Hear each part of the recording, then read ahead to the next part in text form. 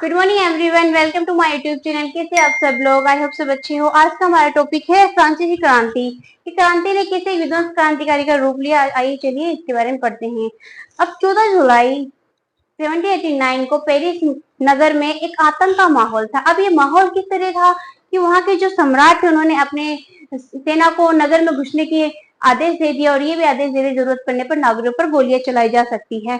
तो वहां पर 7,000 लोग टाउन हॉल के सामने एकत्र हुए और उन्होंने एक सभा का गठन करने का चाहा और उसके बाद कई हजारों लोग जो थे बास्तिल किला की तरफ, जो पेरिस की पूर्वी में स्थित था, वहां पर जाकर बास्तिल किले पर उन्होंने हमला बोल दिया। वहां के कमांडरों को मार दिया। जो जेल में थे उसके उन सबको छुड़ा लिया गया और वो बास्तिल किले को जो गोला बारूद जो भी हथियार थे उन सब पे लूटमार मचा दी, यानी पूरी तरह से तहस नहस कर दिया। हर दस्तावेजों को जला दिया गया और इस तरह से वो किला एक तरफ से उन लोगों के घरने का केंद्र था। और वो घरने का केंद्र इसलिए था क्योंकि जब सम्राट का उसके ऊपर निर्कुल शासन चलता था, इसलिए वो बास्तिल का किला एक घरने का केंद्र होने की वजह से उसको विध्वंस रूप से पूरी तरह से नष्ट कर दिया गया। जैसे कि हम देख सकते हैं कि नेपाल में जब एक जनता विद्रोह का रूप लेती है, यानी जब बोलते हैं ना, जब धीरे धीरे उन्होंने आंदोलन विद्रोह को बढ़ाते बढ़ाते एक आंदोलन का रूप हो गया कि सिर्फ हर चीज को जलाकर लूट लिया, जला दिया, हर चीज को तहस नहस कर दिया। तो इस तरह से उस फ्रांस में भी देखने को यही स्थिति बनी थी, बल्कि इससे भी बुरी स्थिति थी उस टाइम पे। तो हुआ ये कि जब ये इस तरह से स्थितियां बन जाती है, यानी जब इंसान के सब्र का बांध टूटता है तो अपने साथ में सब चीजों को ले लहरों के साथ में हर चीजें बह जाती है। तो इस तरीके से उस टाइम पे फ्रांस के आम जनता के साथ में हुआ था। और आइए चल पढ़ते हैं इनके बारे में कि ये एक छोटे से विद्रोह ने किस तरह एक क्रांतिकारी का रूप धारण कर लिया। ये बात है 1774 की। 1774 में बुर्बो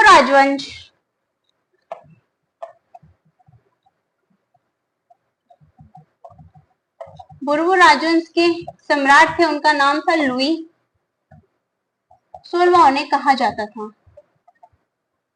और जब ये सम्राट बने थे तो इनकी एज मात्र कितने साल के थे? ये मात्र 20 साल के थे उस टाइम पे। ये फिर इनका विवाह ऑस्ट्रेलिया की राजकुमारी के साथ हुआ जिनका नाम था मैरी एंटोइनेट।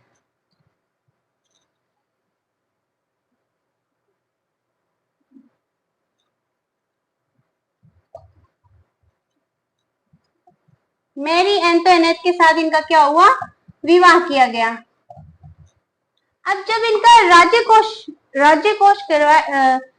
मतलब राजगद्दी पे इनका विराम करवाया जा रहा था, यानी इनको जब सम्राट बनने को हुआ उस टाइम पे, तो जब पूरा राज्यकोष खाली पड़ा था। अब ये क्यों खाली पड़ा हुआ था? क्योंकि उस टाइम पे एक क्रांतिकारी विद्रोह, धीरे धीरे विद्रोह जो थे गांवों में चल रहे थे। इसके कारण क्या हुआ, 13 उपनिवेशों से ब्रिटेन से अपने आप को बचाने के लिए उन्होंने 10 अरब लीरवे का कर्जा ऑलरेडी फ्रांस के ऊपर चढ़ा हुआ था। कितने? 10 अरब लीरे। अब ये लीवरे एक तरह की मुद्रा हुआ करती थी और लीवरे ये फ्रांस की इकाई मुद्रा थी। इसका शाब्दिक अर्थ क्या होता है? पाउंड। और ये 1791 से लेकर के 94 तक चलाएगी और इसके बाद में इसको मीट्रिक कहा जाने लगा। लीवरे यानी पाउंड, और 1794 के बाद इसी को मीट्रिक कहा जाने लगा। तो उस टाइम पे क्या हुआ? 10 अरब, कितना? 10 अरब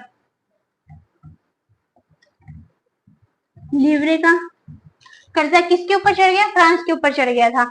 और अब इतना कर्जा तो ऑलरेडी इसके ऊपर था ही। अब राज्य को मतलब राज दरबार को चलाना है, राज्य की जो शानो शौकत होती है उसको भी चलाने के लिए पैसा चाहिए। फिर वहां जो सेना काम करती है उसका वेतन देने के लिए भी पैसा चाहिए।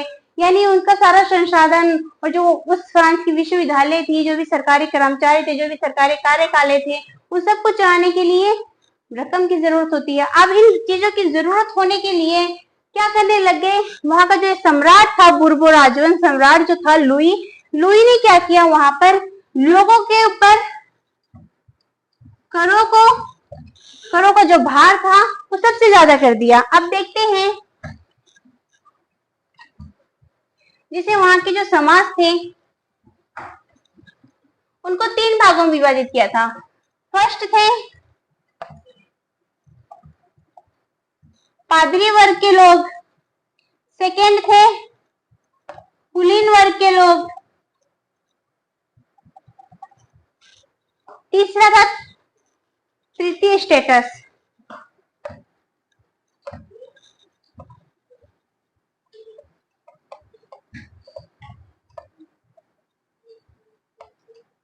इसमें बड़े व्यापारी आते थे,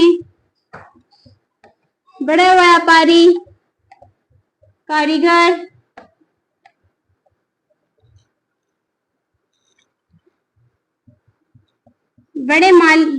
बड़े स्वामित्व वाले किसान,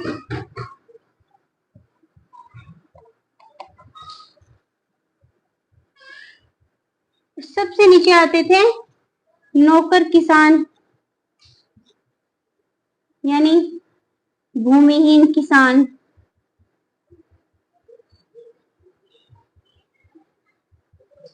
इसमें कर्मचारी भी आया करते थे, वकील भी आया करते थे।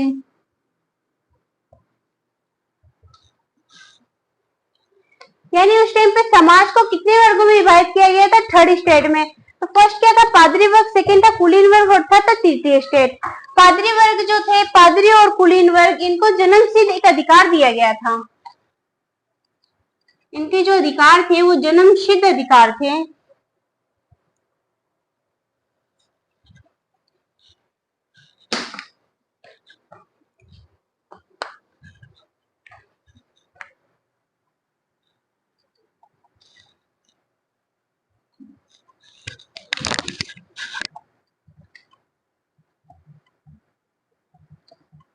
इनको क्या जन्म से अधिकार दिया गया था?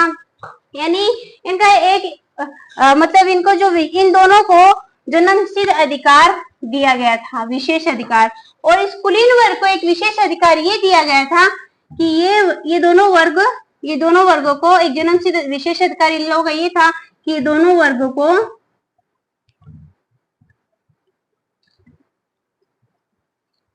कर की छूट थी, कर देने की छूट थी इन दोनों।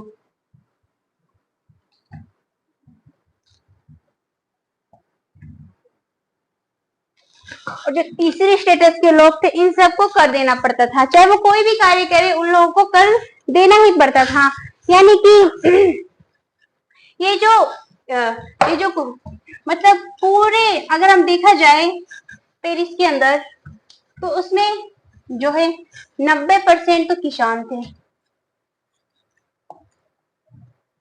90% किसान थे।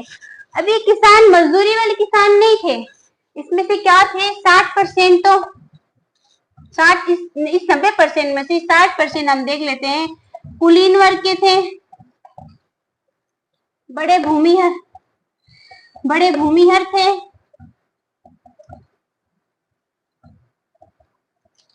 कर्मचारी हुआ करते थे जिनकी खुद की जमीनें हुआ करती थी, बड़े बड़े व्यापारी थे। इन सब के पास 60% जमीन हुआ करती थी और 60% जमीनों को जो किसान उधारी पर उनके यहाँ मजदूरी करते हैं इस तरह से वो कार्य किया करते थे।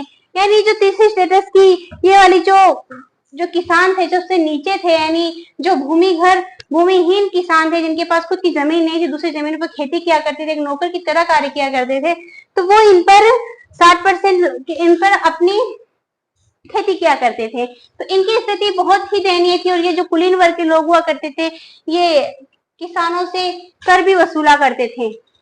और जो पादरी वर्ग के लोग होते थे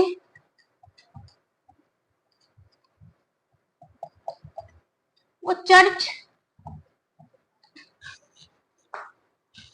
के विशेष कार्य के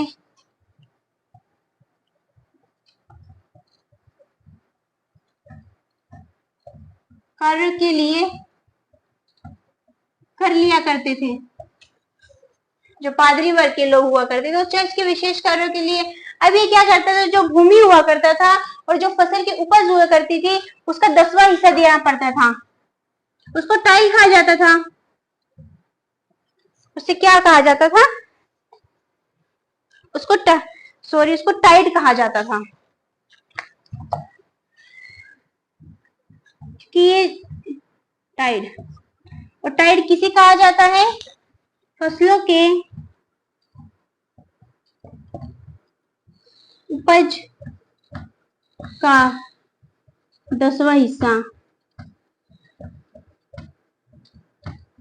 कर के रूप में देना। फसलों के उपज का 10वां हिस्सा चर्च को कर के रूप में देना, उसको क्या कहा जाता था? टाइड कहा जाता था। और जो कुलीन वर्ग के द्वारा लोगों से लिया जाता था उसको टाइल कहा जाता था। अभी जो टाइल होता था ये प्रत्यक्ष रूप से भी लिया जाता था और अप्रत्यक्ष रूप से भी, यानी वो जो भी कार्य कर रहे हैं उसमें प्रत्यक्ष रूप से जो कर लागू हुआ करते थे उसको तो वो लिया ही करते थे। अप्रत्यक्ष रूप से यानी वो तंबाकू व नमक, तंबाकू और नमक की अच्छी व्यापार हुआ करती थी व्यापारी उस टाइम पे, तो उससे भी वो लोग क्या कर रहे थे? टैक्स लिया करते थे, यानी कर लिया करते थे उससे अप्रत्यक्ष रूप से, यानी गैर राजनीतिक रूप से। यानी उन्होंने एक राजनीतिक सत्ता बना रखी थी लोगों को शोषण करने के लिए। तो ये शोषण करना उस टाइम पे प्राचीन राजतंत्र के अंदर एक फ्रांस के अंदर एक आम बात थी।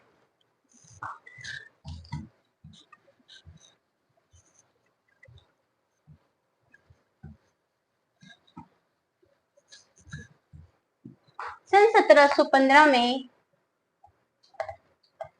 1751 में जो फ्रांस की जनसंख्या थी कितनी थी? 2.3 करोड़।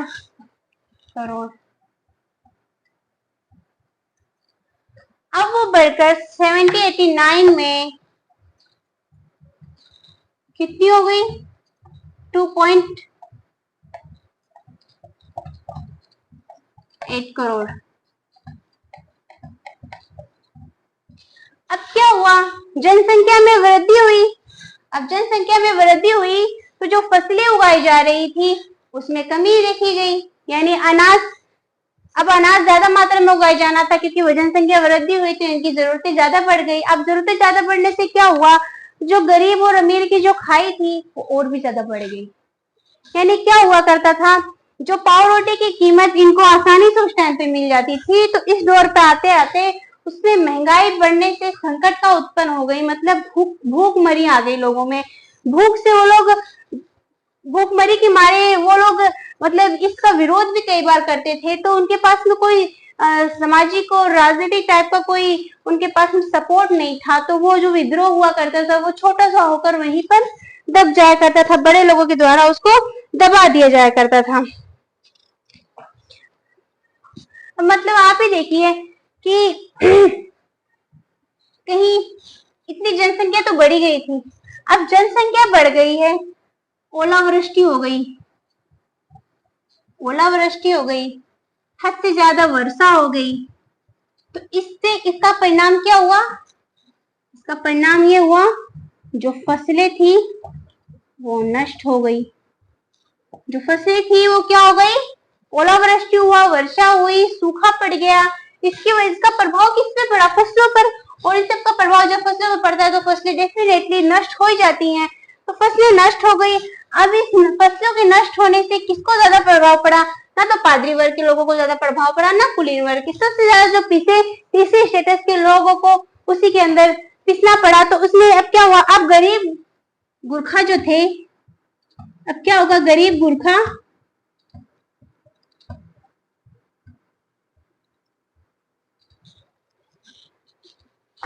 पाव रोटी नहीं खा पाएंगे।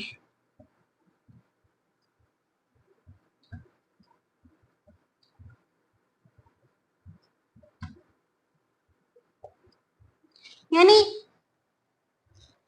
ओलावृष्टि, वर्षा, सूखा पड़ने से क्या हो गया, फसलें नष्ट हो गई। इसका परिणाम क्या हुआ, अब जो गरीब मूर्ख थे वो पावरोटी नहीं खा पाएंगे। जब ये रोटी नहीं खा पाएंगे तो डेफिनेटली सी बात है वहां पर क्या आ जाएगी, महामारी आ ही जाएगी। महामारी एक रूप धारण अपना कर ही लेगी उस टाइम पे। तो इस अकाल के कारण क्या हुआ, बहुत से विद्रोह हुए। अब इसके बाद में इसके सपोर्ट करने के लिए कोई नहीं था, इसलिए इसकी वजह से 1800 सदी में क्या हुआ, एक मध्य वर्ग ने जन्म लिया, एक नया मध्य वर्ग अस्तित्व में आया।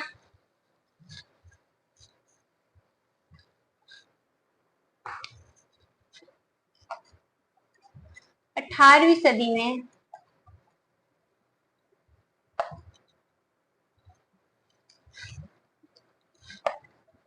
एक मध्य वर्ग अस्तित्व में आया।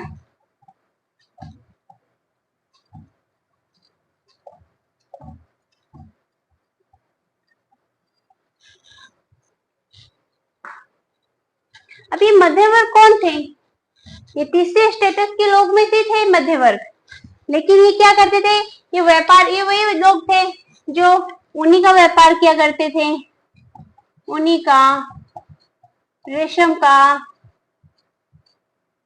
व्यापार किया करते थे।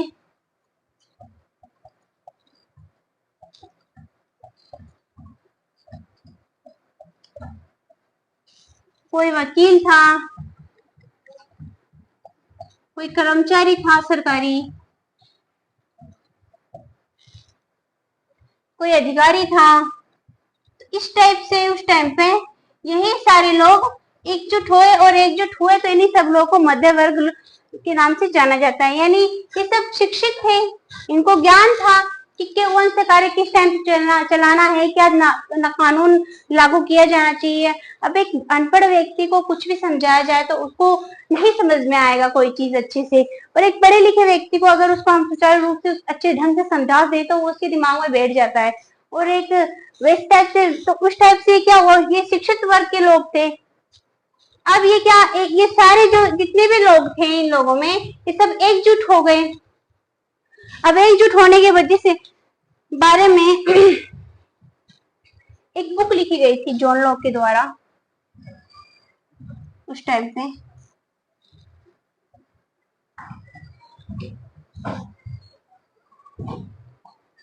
ट्रू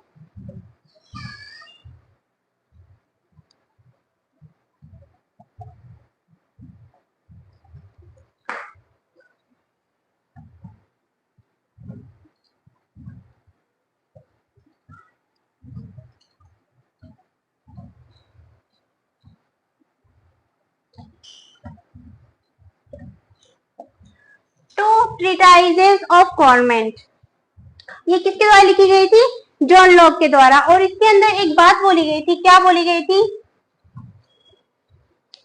स्वतंत्रता, स्वतंत्रता, समान नियमों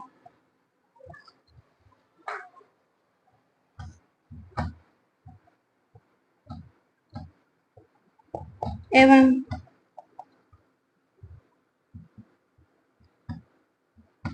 समान अवसरों, स्वतंत्रता, समान नियमों, समान अवसरों और समान विचारों पर आधारित समाज की परिकल्पना होनी चाहिए। समान विचारों के समाज की परिकल्पना होनी चाहिए।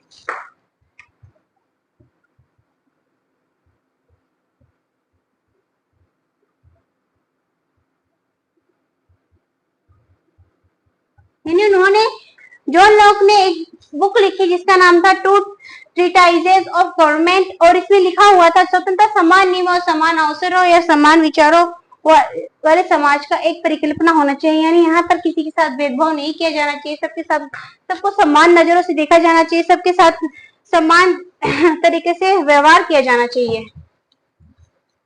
इसके बाद में जब ये मध्य वर्ग के लोग इकट्ठा हुए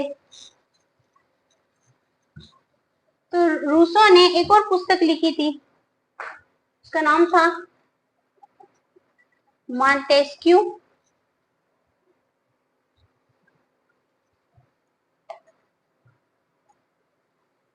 उसका नाम था मॉन्टेस्क्यू द स्पिरिट।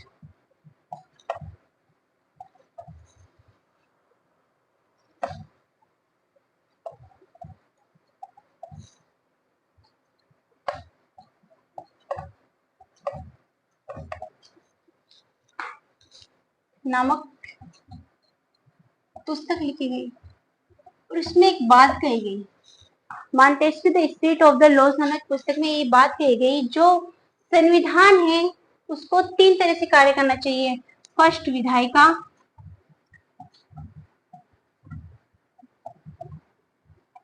सेकंड कार्यपालिका, थर्ड न्यायपालिका।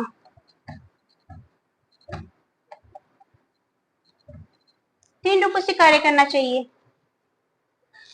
तो उस टाइम पे इसी पे जोर दिया जा रहा था, देना था कि सम्राट को उसके ऊपर कोई विशेष अधिकार नहीं होना चाहिए था। यानी ये जो बातें हैं ये खूब गर्म जोश में वहां पे होने लगी कि हाँ ये बात सही कही गई है कि एक संविधान होना चाहिए और वो किस रूप में कार्य करना चाहिए, एक कानून बनाया जाना चाहिए और विधायिका, कार्यपालिका और न्यायपालिका के रूप में कार्य करना चाहिए। तो ये बात एक गर्मजोशी की माहौल से जब हो गया था उस टाइम पे, फिर न्यूज़पेपर में हर जगह यही बातें छपने लग गई और जोर जोर से लोगों को पढ़ के सुनाया जाता है ताकि जो अनपढ़ लोग हैं यानी जो बुजुर्ग है उनसे भी राय लिया जा सके, यानी इस कार्य को किस तरह निर्वहन किया जा सकता है। तो उसी दौरान क्या हुआ, जब ये बात छिड़ी तो उसी दौरान सम्राट ने क्या किया, फिर से जो कर था उसको दुगना बढ़ा दिया। जो कर लागू किया था उन्होंने उसको क्या किया, उन्होंने दुगना बढ़ा दिया। अब दुगना बढ़ाने से क्या हुआ, उन लोगों में आक्रोश भड़क गया। आक्रोश इसी तरह बढ़ा कि वो कर तो वो देने के लिए उन्होंने वो काबिल ही नहीं थे, पता नहीं किस तरह से अदा करते थे। अब उसके बाद में उसको दुगना कर दिया तो वो अब कैसे जिएंगे। यानी पहले के जो राजतंत्र हुआ करते थे सम्राट से पहले के, तो उस टाइम पे क्या होता था कि सम्राट से पहले के जो राजतंत्र हुआ करते थे वो बैठ के बुलाया करते थे कोई भी कार्य लागू करने से पहले, करों को बढ़ाने से पहले, कि एक स्टेट की जनरल की बैठक बुलाया करते थे, यानी प्रतिनिधि सभा जिसे कहा जाता है। जब उस सभा में हामी हो जाती, स्वीकृति दे दी जाता था, उस करों को उस तरह से बढ़ा दिया जाता था। इसने क्या किया उस टाइम पे, ऐसा कुछ नहीं हुआ। तो इसकी जो उस टाइम की जो आखिरी बैठक थी वो कब हुई थी, आखिरी बैठक किसकी, प्रतिनिधि सभा की, स्टेटस जनरल की।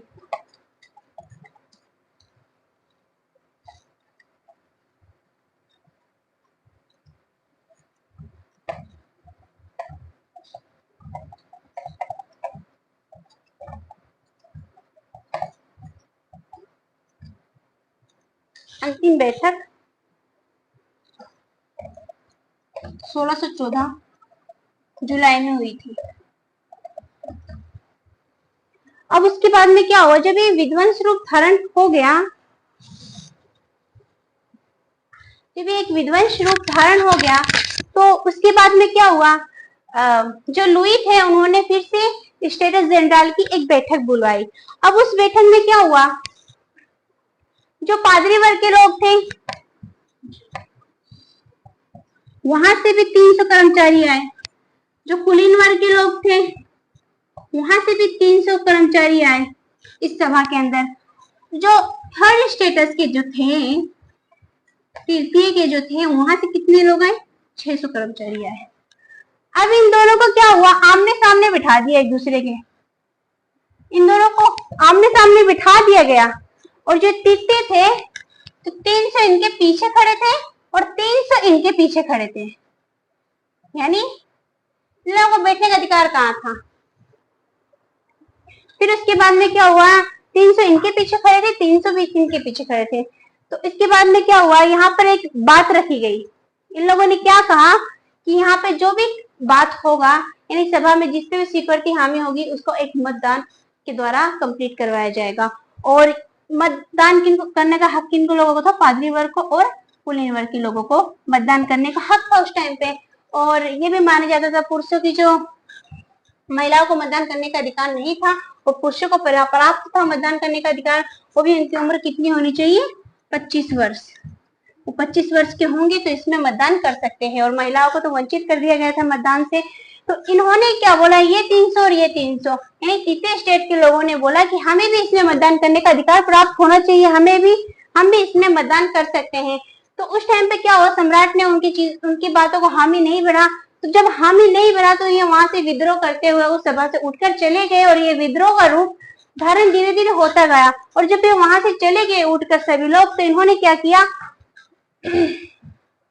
ये वहां से चले गए उठकर, और उठकर जाकर इन्होंने बास्तिल पर मतलब वहां पर धरना कर लिया। अब धरने में क्या किया इन्होंने, नेशनल असेंबली, अपने आप को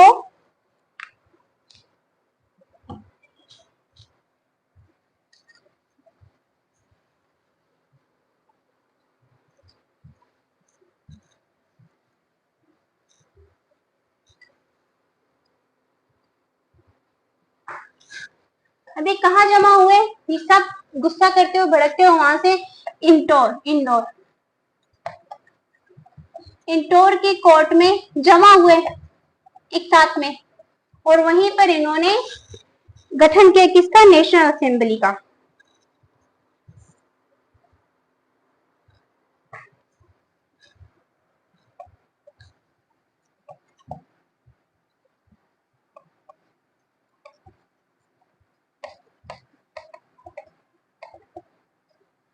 नेशनल असेंबली का गठन किया, और ये बात बोली कि जब हम नेशनल असेंबली को तब तक भंग नहीं करेंगे जब तक सम्राट हमारी बातों पर हामी नहीं भर देते, हमें हमारा अधिकार प्राप्त नहीं हो जाता, तब तक हम नेशनल असेंबली वहीं पर यानी इंदौर के कोर्ट पर ही हम अपनी नेशनल असेंबली को भंग नहीं करेंगे, वहीं पर धरना देते रहेंगे। और इस नेशनल असेंबली के जो मुख्य सदस्य थे, यानी इस मोर्चा को जिसने संभाल रखा था, उनका नाम था मिराबेओ।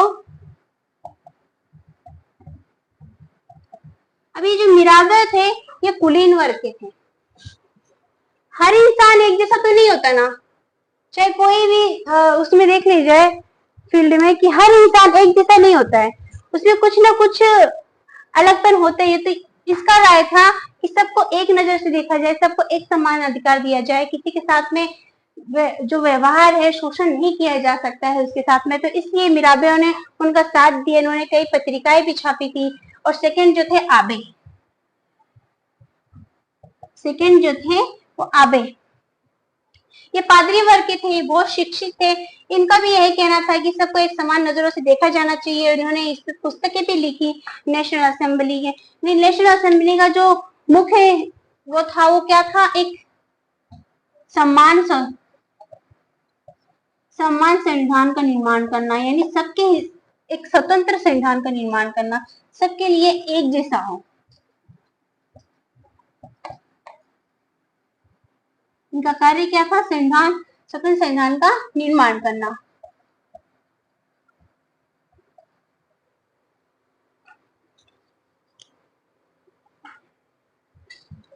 अब ये क्या हुआ, उस टाइम पे बहुत ज्यादा इसने विद्रोह का रूप धारण कर लिया, और विद्रोह का रूप धारण करने के बाद क्या हुआ, पूरे गांव में हर जगह सुबह की कड़ाके की ठंड के कारण वो जो जनता थी, वो विद्रोह का रूप धारण करने के बाद चारों तरफ फैल सी गई, और फैलने के बाद अपने क्रांतिकारी विद्रोह का रूप धारण कर लिया। और उसके बाद में क्या हुआ कि जो सम्राट था, अपनी सेना को आदेश दे दिया कि नगरों में घुस के जाओ, और जो नागरिक भड़के उन पर गोलियां चला देना। तो इससे नागरिक और भी ज्यादा भड़क गए, और भड़कने से क्या हुआ, जो बास्तिल का किला था उस पर हमला किया, वहां के कमांडरों को मार डाला, खूब लूट मार की, और कई लोगों की तो अफवाह भी फैल गई कि जो सम्राट है वो लुटेरों को भेज रहा है, वो लुटेरों के द्वारा हमारे फसलों को नष्ट कर देगा। इससे क्या हुआ, वहां की क्रांतिकारी और भड़कती गई। यानी अब क्या होगा, अब ये जो चीजें थी वो हाथ से निकलने लगी, वहां का जनता में विद्रोह आ गया, आक्रोश आ गया, क्रांतिकारी इस कदर बढ़ गई। और आखिर में क्या हुआ, सम्राट को जब सारी सूचनाएं, जब पूरा तरीके से फ्रांस नष्ट हो गया, तब सम्राट ने हामी भर ली, यानी अपनी स्वीकृति दे दी कि एक स्वतंत्र संविधान होना चाहिए। तो उसमें क्या था, जो विधायिका थी,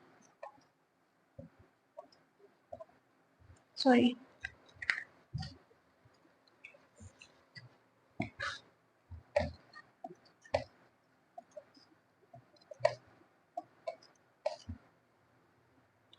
जो विधायिका थी उसमें टोटल कितने सदस्य थे नेशनल असेंबली के? 745 सदस्य नेशनल असेंबली के मेन थे। और किसके द्वारा आए थे? मत के द्वारा आए थे। और उसका नियंत्रण किस पे था? विधायिका का नियंत्रण सम्राट पे था। दूसरा मंत्री पे था। और सम्राट का खाली इस पे एक ही चीज था, वो था निषेध, आक्रोश। बिल्कुल पसंद नहीं कर रहा था इनको। यानी कोई भी अब कानून नया बनाया जाएगा तो इन 745 सदस्यों की उसमें मंजूरी होनी चाहिए, तो वो कानून को लागू किया जाएगा। तो इसका कार्य था मंत्री सम्राट पर अब इसके अधीन कार्य करेगा और मंत्री भी इनके अधीन, यानी इनके ऊपर इसका अधिकार रहेगा। अब इनके बाद में तीसरा कौन? कार्यपालिका के रूप में कार्य करेंगे और न्यायपालिका के रूप में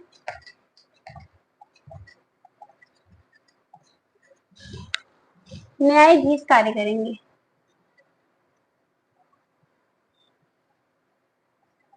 और ये न्यायाधीश किसे बनाए गए थे? ये भी वोट के द्वारा बनाए गए थे, यानी मतों के द्वारा बनाए गए थे। उस टाइम पे जब उसमें अपनी स्वीकृति दे दी सम्राट ने, तो वो अधिकार जो थे वो निम्न प्रकार थे।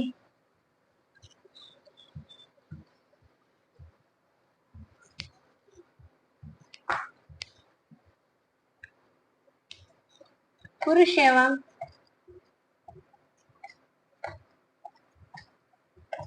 नागरिक घोषणा पत्र, निम्न प्रकार था। नंबर फर्स्ट, यानी जो व्यक्ति है वो स्वतंत्र पैदा होता है, स्वतंत्र पैदा होता है,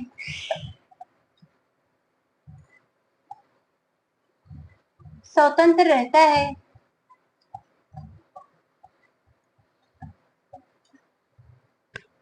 तथा उसके अधिकार भी स्वतंत्र होने चाहिए।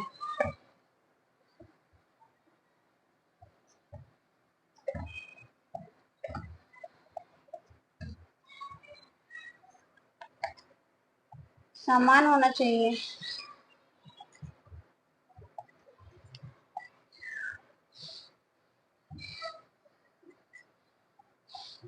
सेकेंड आ जाएगा कि राजनीतिक संगठन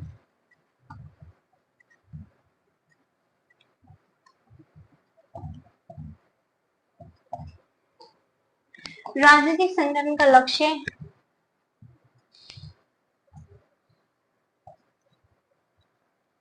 जन्म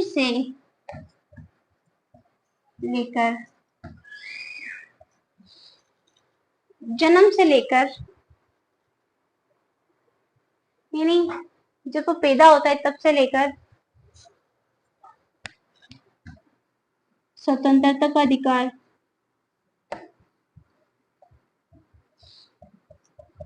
समानता का तथा शोषण के विरुद्ध अधिकार इसे प्राप्त होने चाहिए।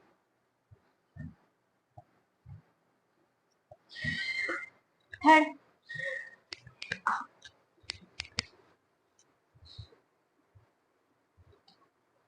कोई भी समूह या व्यक्ति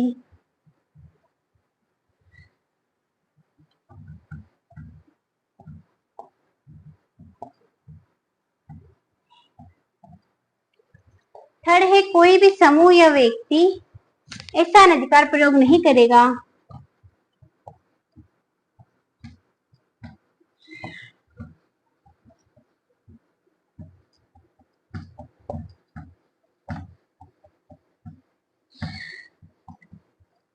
जिससे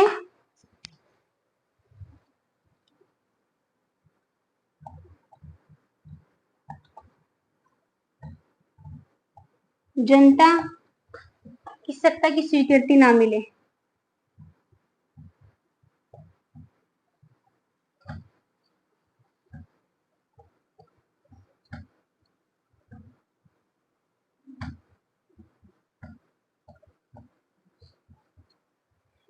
यानी कोई भी समूह या व्यक्ति ऐसा अनाधिकार प्रयोग नहीं करेगा जिससे जनता की सत्ता की स्वीकृति ना मिले। यानी जिस तरह से सम्राट ने कर लागू कर दिया, इसमें जनता का कोई हित नहीं था, तो एक विद्रोह होकर के क्रांतिकारी का रूप धारण कर लिया। तो इस तरह से ही विद्रोह किए जाएंगे जब जनता की हित की कार्य को अंजाम नहीं दिया जाएगा। तो फोर्थ आता है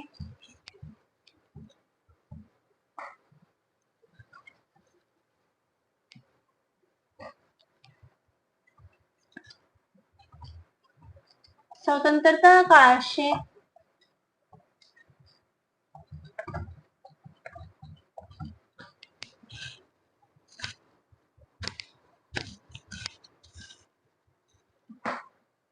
ऐसे काम करने की शक्ति,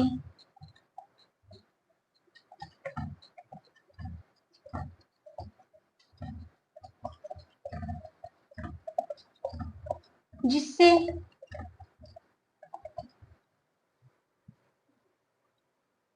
औरों के लिए नुकसानदेह ना हो, जिससे किसी को नुकसान ना पहुंचे।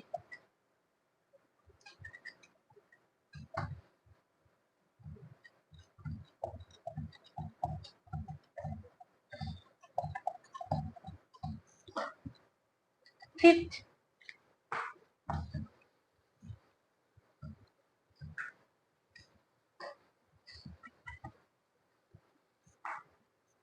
समाज में किसी भी हानिकारक कृत्य पर पाबंदी लगाना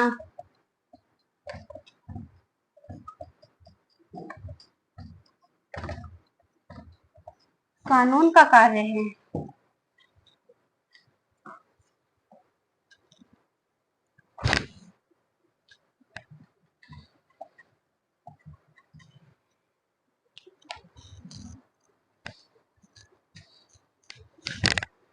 तो इस तरह से मतलब इसके जो पूरे कानून है वो 17 है। तो वो ये वीडियो काफी लंबी हो जाएगी, तो हम नेक्स्ट वीडियो में उसको कंप्लीट करवा देंगे। तो फिर मिलते हैं इसका नेक्स्ट पार्ट लेकर के, तब तक के लिए लाइक एंड सब्सक्राइब करें। Thanks for watching.